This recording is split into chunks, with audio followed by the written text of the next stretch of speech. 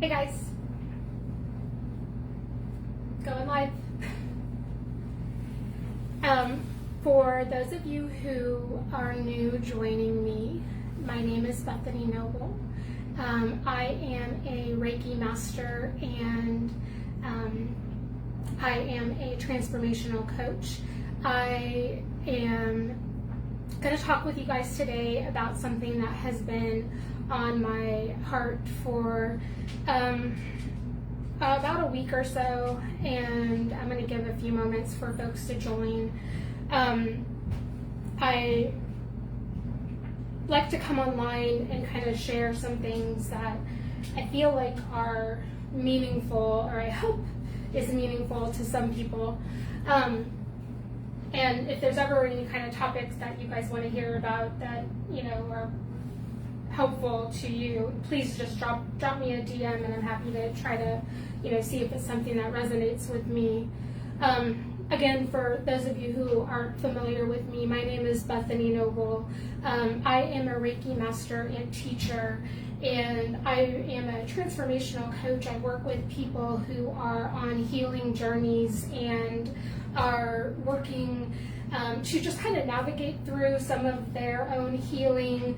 A lot of times people are brought to me or drawn to me because we have similar backgrounds and experiences.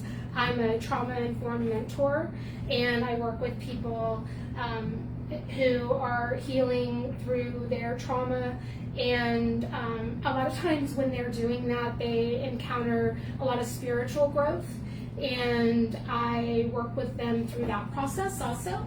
So if you find yourself led in that direction, it's something that I would really love to work with you on. So if you are here, I would love for you to put a hashtag live in the comment section if you're joining me live. And if you are catching the replay, put a hashtag replay in the comment section. I would appreciate that. So thank you guys for joining. Those of you that are able to catch me live, thank you. And then if you're catching the replay, if you have any comments, if you have any questions while we're going through this, drop them in the comments section. I would love to get your engagement on this. Today is something I think really important to talk about, and it's been on my mind for quite a while, and I think that this impacts a lot of people. I think I'm going to talk specifically about women, but I know that this impacts men too, and I think it's just kind of not really talked about, and there's a lot of things in the men community that aren't talked about. I mean, let's face it, but in the women community especially, and this, what I want to talk about today is how mean women can be to each other. And really, I think, what I was thinking about the most is, like, do mean girls grow up to be mean women? And first of all, I want to just say, if anybody catches this, and there was ever a time that I was intentionally mean to you and intentionally slighted you in some way, I'd like to offer my apology right now. There is a lot of growth that I think we go through in life, and there's a lot of unconscious and conscious healing that we do. Over the past few years, there's a lot of conscious healing that I've done, and I can really recognize that kind of mean woman that I had in me for a long time. And while it was really helpful and meaningful in some ways, I suppose, to my stability in those moments of growth, I can see that it was also very hurtful to the people that I was hurting. So I just want to offer that apology, please, to anybody that I may have been a mean girl to at any point in my life. So that said, I just want to really talk today about, do mean girls grow up to be mean women? And why does this happen? Like, why do we have mean girl mentality? So why did this come up for me? Well, lots of reasons, right? I'm working with this whole new community of women. They're so wonderful. They are so embracing and loving. And it's so refreshing to me to be able to be in a setting where I am embraced and I am loved and I am given this kind of community of support from adult women who are offering their guidance. Because I think so often what we are faced with as women is these different challenges of, things like these mirrors that we see in ourselves that we reflect out onto other people. And so, I want to talk about that in really good detail today, but the thing that hit me really this week was I engaged with this woman two times this week. There are two really interesting things that came up.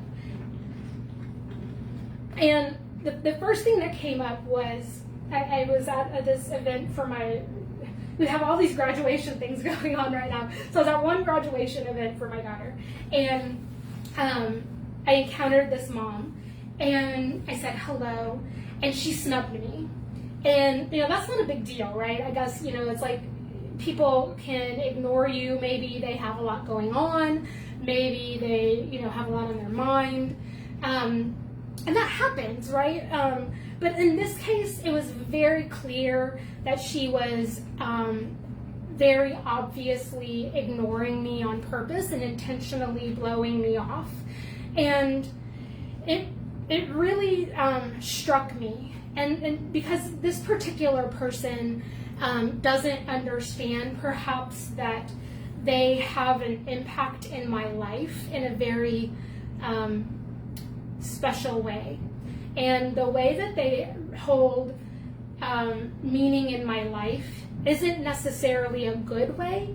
They hold meaning in my life in such a way that they took time and took a place from my life and took the focus of my family away during a time in my life when I really needed my family. I really needed the support of my family, and the things that were going on in their life were also important, and it distracted my family in such a way that they weren't present in my life. And I don't think that she understands that, and that's okay. That's fine. I have made space for that, to understand that and give her that space. So when I said hello and she simply blew me off and ignored me in a simple setting like that, what I think happened was it elevated my emotion, and it brought back that kind of feeling of being abandoned by my family during her time of need.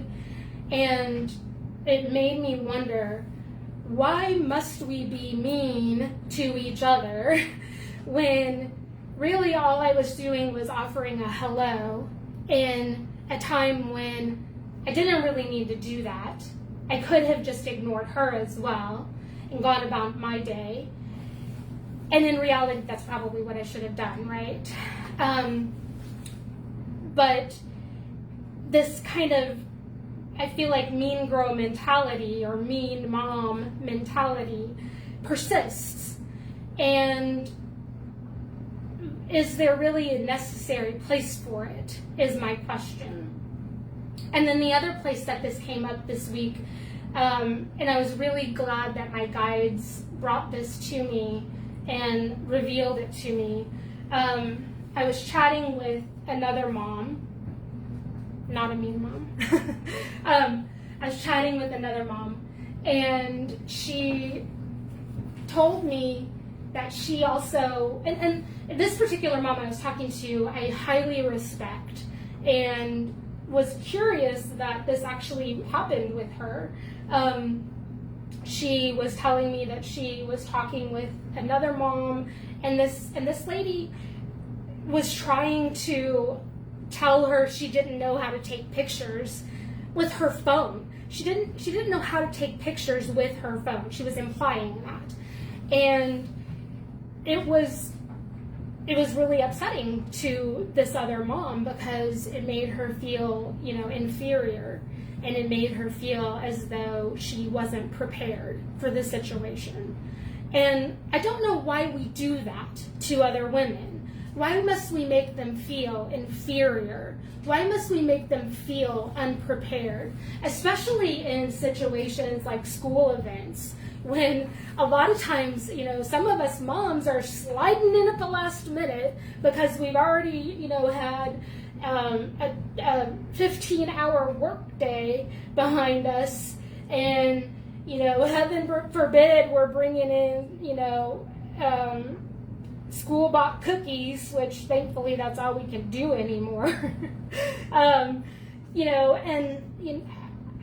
I joke because I have never really been on the PTA or anything like that. And it wasn't until this year that I actually did anything really meaningful for the school. I signed up for Project Graduation for Kimber, my youngest daughter, and I worked the whole night. I worked both shifts, and I was joking, like, I did that because I've never done anything else, and I swore that I was going to do something. So anyway, real quick, if you're catching this live, hashtag live in the comments section if you don't mind. And then if you're catching this replay, hashtag replay in the comments section if you don't mind. This just helps me to keep things moving and keep things flowing, and it actually helps boost my algorithm so that I can hopefully get some more viewers on here. So anyway, I don't know why. I don't know why we do that, right? I do know. I do actually know why women, and then also true men, but why women do this. And there's several factors that go into why we undercut each other. One reason is scarcity. Scarcity is a big factor in why women tend to treat each other so poorly. We really think like there's not enough to go around. Like either consciously or subconsciously, we think there's truly not enough to go around. Like, I have more than you, or you have more than me, and so that belief of if there's only so much success to go around, then I have to hold on to all of it, and I can't let you have any of it, because if I give you any of my success, then you might take all of it from me, and then I won't have any of it for myself, which just isn't true. I mean, if I can give you a little bit of my success, or if I can just shed a little bit of light on the subject of how I have come to be successful, or I have come to elevate my life, then you also can become your own type of successful. You don't have to be the same. In fact, you're never going to be the same, right? You are your own snowflake.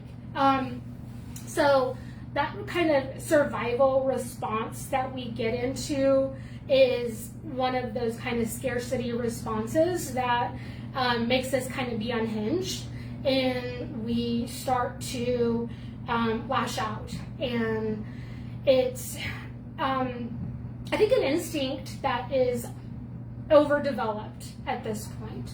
And then you kind of get into that generational, sorry, I've got a gnat or something flying around here. You kind of get into that generational trauma then at that point, where it's like, how long has this been going on? And that is a very, very, very real thing. So I don't think a lot of people understand generational trauma.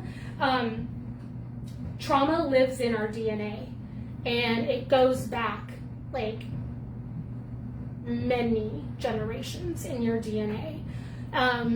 There's a study that, and you'll hear me talk about this probably many times, but there's this study out there that they did on lab rats. There were mice, I can't remember which, but they gave them some rose scented drops, and they tested them, and they did this kind of like shocking test on them, and exposed them to the shocking treatment and the rose drops, and it took them 7 generations of mice before they would not expose themselves back to the same exposure before they would just not go back. And so that tells us that this trauma lives in our DNA, and it goes back many generations. And in that test, it showed 7 generations back from the exposure. So what does that mean? That means, like, if my grandmother was negatively impacted by scarcity of another woman 7 generations back, I'm still impacted by that today. So that happened to you too, by your grandmother 7 generations back, and she was potentially wronged by another woman 7 generations ago. You could still be pissy about that today too. You may be pissed off at another woman today, not because she necessarily did anything to you, but because your grandmother was pissed off at another woman. So, gotta wrap your mind around this stuff, okay? And understand that there's a lot of reasons why, this stuff kind of comes up, and you gotta kind of sit with it, give yourself time, and give yourself grace to really comprehend why these things are happening. We also kind of fall into this good girl kind of trap of seeking approval from people, and we want to know that we're liked. We want to have our own power. We want our own boundaries. We don't want to and at the same time, we don't want to break the rules and be wrong.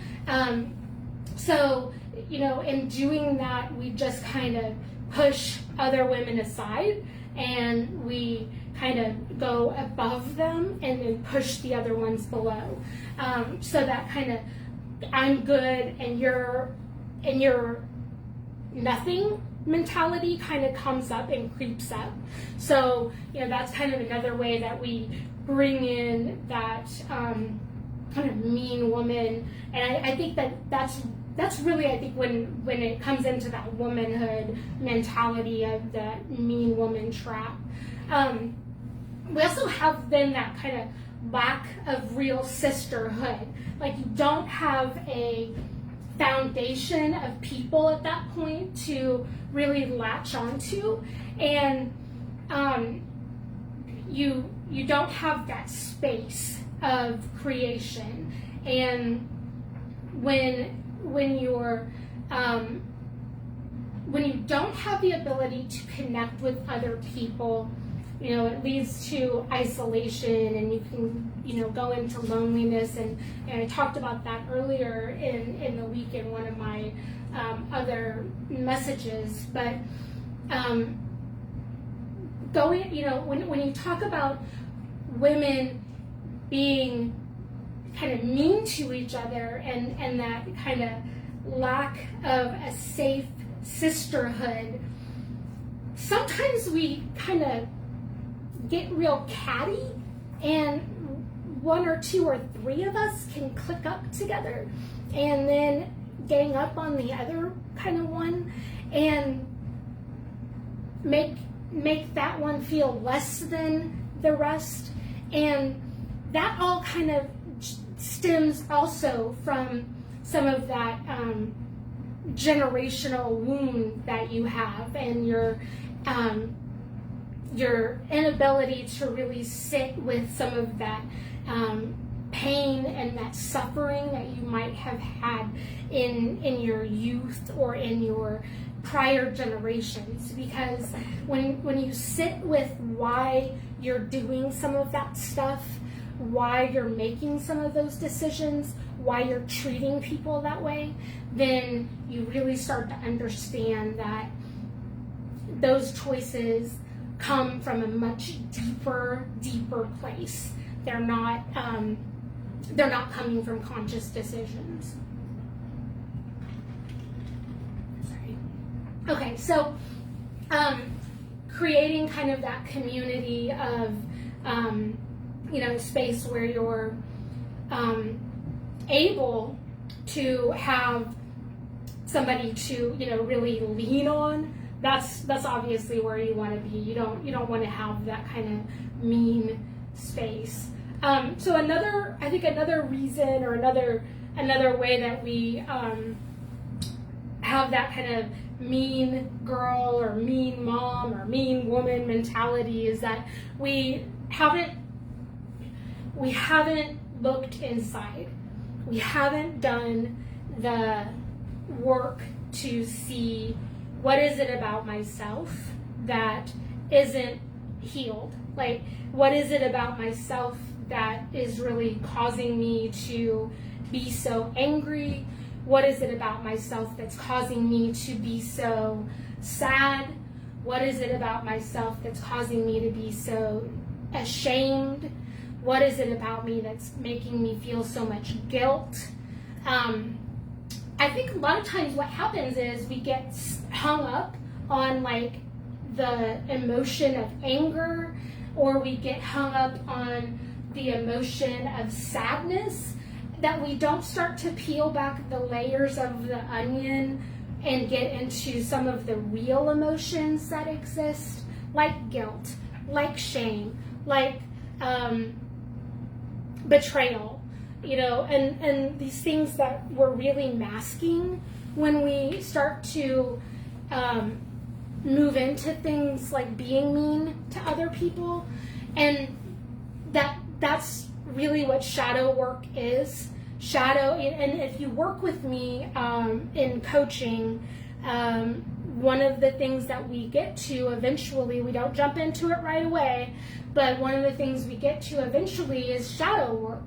And you can't jump into shadow work right away, but shadow work is really looking at the parts of you that create your unconscious, your subconscious behavior.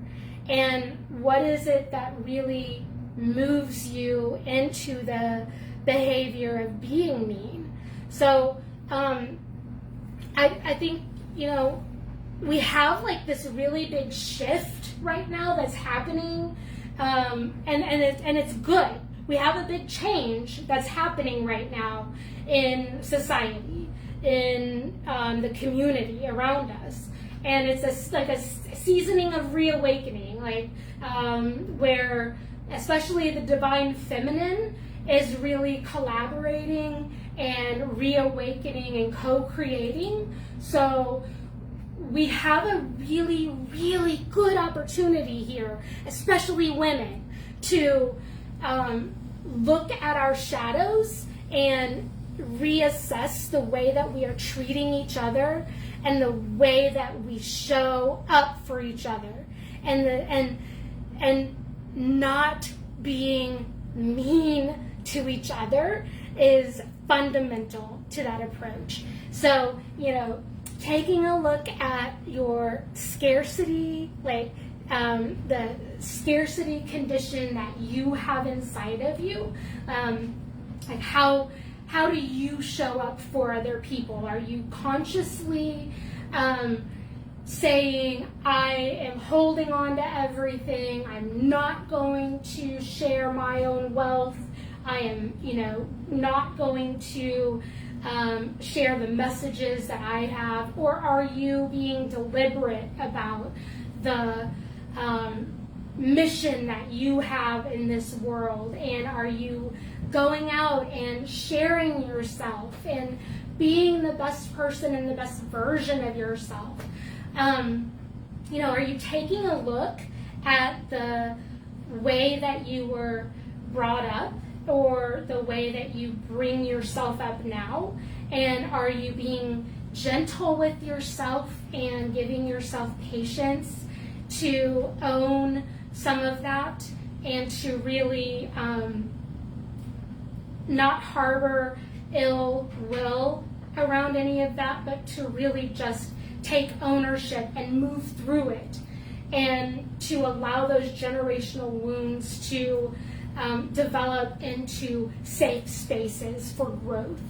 Are you able to really move from being that bad girl that is looked at as a good girl and really embrace the bad girl in yourself in a way that is meaningful? Because frankly, we all have a bad girl, and you have to embrace it in a good way, in a meaningful way.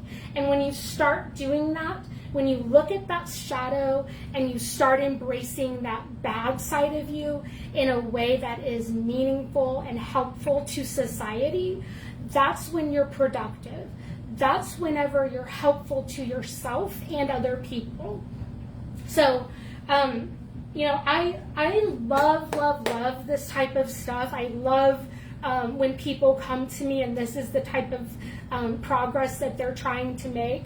I, again, work one-on-one coaching women, especially in this type of area of their life. Whether you've been the mean girl or you are somebody that is impacted by the mean girl, I have been both, okay? So I get it. I totally get it. And, I have one-on-one practices that I do, coaching. I am taking 2 new coaching clients right now. So if you are interested in working with me, I would love to talk with you about that. You can DM me, or there's also a link in the description. You can sign up for a free session to talk with me. I'm also available in the group sessions, and there's also going to be an announcement coming out soon about something big that I have coming up. So, guys, I really, really love talking with you guys about this kind of stuff. Again, some ways to kind of just get out there and get ahead of some of this kind of mean girl or mean women mentality. Be transparent. Be transparent about yourself. Lean in to the dialogue. Lean in when you see these situations coming up. Take ownership of yourself. If you see yourself behaving that way, call yourself out. Call yourself out. Take ownership of your behavior. When you see other people behaving that way toward you, lean into the behavior for yourself, and do not allow yourself to have boundaries that you've established crossed. And just really know that your compassion will shift the situation stronger than anything else, okay?